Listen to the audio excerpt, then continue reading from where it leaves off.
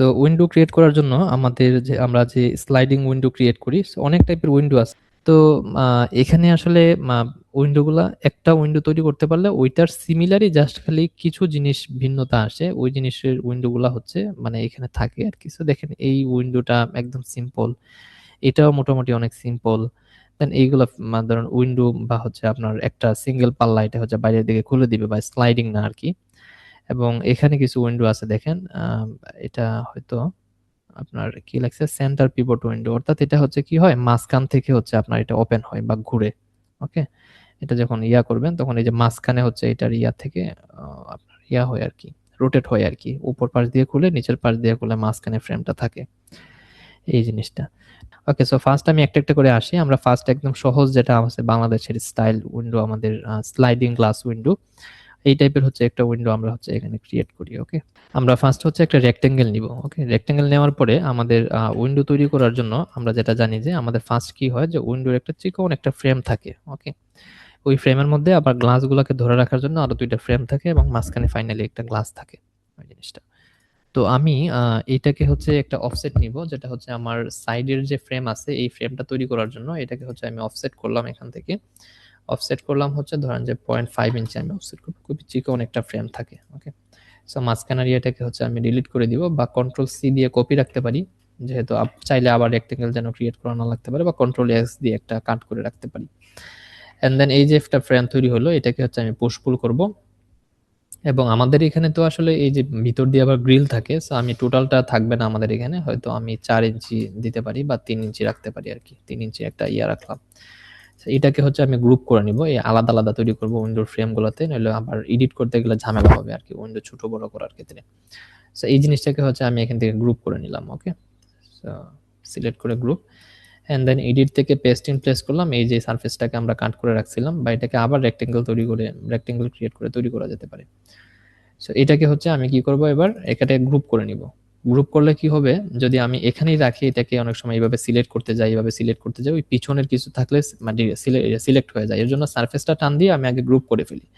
তো যেটা গ্রুপ করার প্রয়োজন আর কি, গ্রুপ করলে ওই গ্রুপের ভিতরে যখন থাকবো তখন যত কিছু সিলেক্ট করি ওই গ্রুপের বাইরের কোনো কিছু সিলেক্ট হবে না। ওকে, যার কারণে কোনো ধরনের প্রবলেম হবে না। সো আমি এটাকে কি করবো এবার মাঝখান দিয়ে হচ্ছে আমাদের এটাকে ডিভাইড করতে হবে। ওকে, সো কন্ট্রোল চাপ দিয়ে আমি এই সারফেসটাকে ধরে এই ভিতে চাপলাম, তাইলে আমার এটা বাদে বাকি সব হাইড হয়ে গেল। এই সেন্টার পয়েন্ট দেখেন ধরে আসছে মিড পয়েন্ট,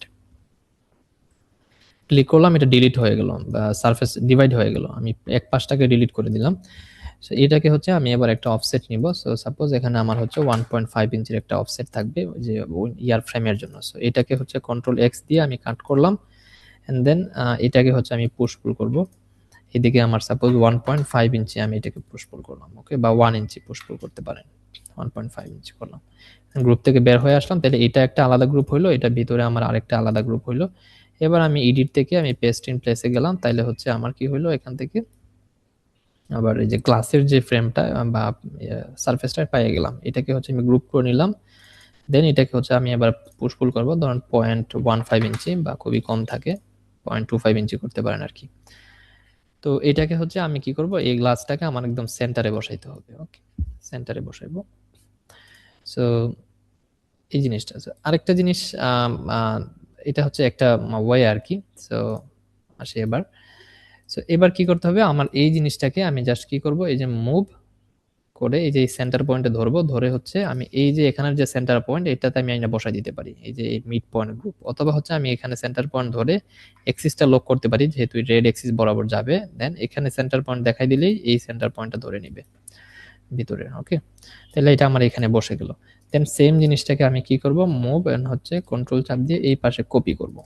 ওকে, তাহলে আমার একটা স্লাইডিং উইন্ডো হবে, বাট এখানে একটা কোয়েশ্চন থাকবে যে এটার মাঝখানের যে ফ্রেমটা এটা কিন্তু ডাবল থিকনেস হয়ে গেছে আমাদের, এটা কিন্তু এই পাশে কিছুটা ঢুকে থাকে, এটা এই পাশে কিছু আসে থাকে, মাঝখানে একটা সিঙ্গেল ফ্রেম থাকে। তো এই সিঙ্গেল ফ্রেমটা ক্রিয়েট করার জন্য আমাদের কি করার প্রয়োজন, আমাকে এইটাকে, যেহেতু আমার এখানে এইটার থিকনেস আছে হচ্ছে আপনার 1.5 ইঞ্চি, আমার এইটাকে কি করতে হবে এখান থেকে আপনার এই যে আমি কিভাবে ধরি দেখেন, জাস্ট ক্লিক করলাম, অনেক সময় নাও বুঝতে পারেন, এই পাশটাকে সিলেক্ট করলাম, তাইলে এই এজ এবং এই সারফেস ক্রিয়েট হলো। এবার এটাকে যদি আমি মুভ করতে চাই দেখেন এইদিকে মুভ হবে, আদার্স কোনো কিছু সিলেক্ট হয় নাই, বুঝতে পারছেন? এইভাবে ধরে আমি এই পাশটা, যদি উপরের পাশটা ধরতে চাই এইভাবে ধরে ফেললাম, নিচের পাশটা এইভাবে, যেহেতু এই পাশ থেকে সিলেক্ট করতেছি তাইলে আমার ড্রাগ করে সিলেক্ট করতে পারি, এই পাশ থেকে এইভাবে ড্রাগ করে সিলেক্ট করতে পারি। ওকে, তো আমি এইটাকে ধরলাম, এই সহ সিলেক্ট হয়ে গেল।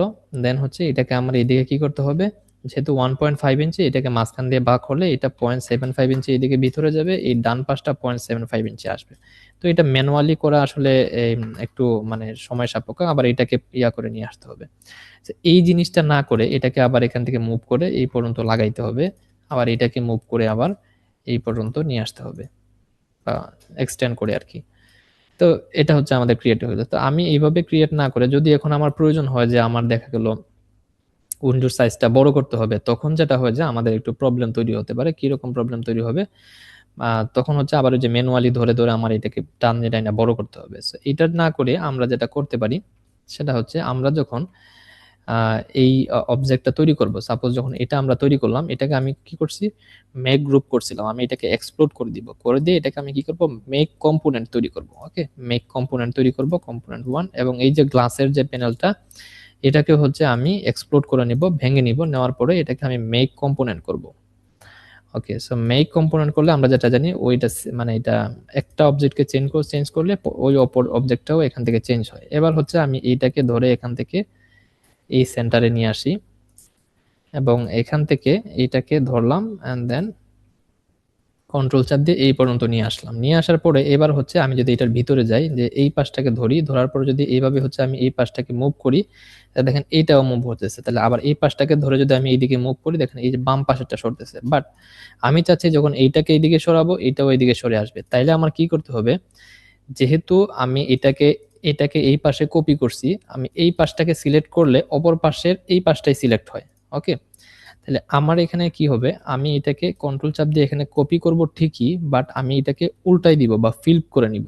সো এখান দিয়ে ফিল্প, এই যে গ্রিন এক্সিস, এইভাবে ফিল্প করে নিব। তাইলে এইটার এই পাশটা এইদিকে চলে আসছে, এই পাশটা তো কপি করার পরে এখানে আসছিল, ফিল্প করে দেওয়ার পরে এই পাশটা কিন্তু এই যে এই সেম জিনিসটারই এটা এই পাশে চলে আসছে, উল্টা পাশে। এবার যখন আমি এটাকে ভিতরে গেলাম এবং এই পাশটাকে ধরলাম, এই যে এই পাশটাকে ধরলাম, ধরার পরে যখন আমি এইভাবে মুভ করলাম, দেখেন এইটা এইদিকে যাচ্ছে, আবার বাম পাশেটা ডান পাশে আসছে। ওকে, খেয়াল করতেছেন? সো এবার হচ্ছে আমি এটাকে কি করব, এই যে ভিতরের দিকে নিয়ে যাব, কত, 0.75 ইঞ্চি পয়েন্ট, যেহেতু আমার টোটাল থিকনেস হচ্ছে 1.5 ইঞ্চি, 0.75 ইঞ্চি নিলে আবার বাম পাশেরটাও এদিকে 0.75 ইঞ্চি আসবে, টোটাল এখানে কাভার হয়ে যাবে। তা 0.75 ইঞ্চি নিলাম, সরি, এটা নিয়ে হচ্ছে আমি মুভ করবো এদিকে, কত, সাপোজ 0.75 ইঞ্চি। সো 0.75 ইঞ্চি গেল, এটা ওইদিকে আসলো। তাইলে এখানে আমার পারফেক্টলি জিনিসটা তৈরি হয়ে গেলো। সেম জিনিসটা আমার ইয়ার ক্ষেত্রে হবে, গ্লাসের ক্ষেত্রে হবে। আমি এখান দিয়ে জাস্ট 0.75 ইঞ্চি এক্সটেন্ড করে দিলে এই পাশেরটাও এদিকে 0.75 ইঞ্চি এক্সটেন্ড হয়ে গেছে। তাহলে আমাদের কিন্তু উইন্ডোর বা ইয়া তৈরি করা আমাদের ইয়া হয়ে গেছে অলরেডি। ওকে, সো এবার হচ্ছে আমি জাস্ট এটাকে, এবার আসেন দেখেন আমার প্রত্যেকটা জিনিস কিন্তু ইন্ডিভিজুয়ালি আমার আলাদা, এই জিনিসটা আলাদা, এটা আলাদা, এটা আলাদা। ওকে, এটা আমাদের কম্পোনেন্ট করার দরকার নাই, কারণ এটা প্রত্যেকটা উইন্ডোজ সাইজ অনুযায়ী আলাদা আলাদা থাকবে, কিন্তু গ্লাসগুলো একটাকে আরেকটা টানলে যেন আরেকটা এক্সটেন্ড হয়, এটা আমাদের এনশিওর করতে হবে। সো সেম উইন্ডো ধরেন আমার এখানেও হবে। সো এটাকে আমি কি করব, আমি ফার্স্ট হচ্ছে এই পুরো জিনিসটাকে গ্রুপ করে নিব, পুরো জিনিসটাকে হচ্ছে আমি গ্রুপ করে নিব। তাহলে একটা গ্রুপে আমার কিন্তু দেখেন উইন্ডোর এই গ্লাসটা হচ্ছে আলাদা, দেন হচ্ছে এই গ্লাসের, এই গ্লাসকে ধরে রাখার জন্য যে ফ্রেম, এটা হচ্ছে আলাদা। ওকে, আবার এই গ্লাস এবং হচ্ছে এই ফ্রেম, ঠিক আছে, এই দুইটা, এবং হচ্ছে এই গ্লাস এবং ফ্রেম, এই দুইটাকে ধরে রাখার জন্য আবার আরেকটা ফ্রেম আছে একদম পুরো বাইরের আউটার পাশে। ওকে, পুরো জিনিসটা। এবার এই সবগুলাকে আমি একটা ইয়াতে রাখার জন্য গ্রুপ করলাম। এখন হচ্ছে সেম জিনিসটাকে আমি এখানে বসাবো। আমি ম্যাটেরিয়ালস অ্যাপ্লাই করতেছি না, ম্যাটেরিয়ালস এর জন্য আমি একটু পরে হচ্ছে ম্যাটেরিয়ালস এর ডিটেইলস একটা ক্লাস নিব, বা উইন্ডো ক্লাস, উইন্ডোটা ক্রিয়েট করার পরই হয়তো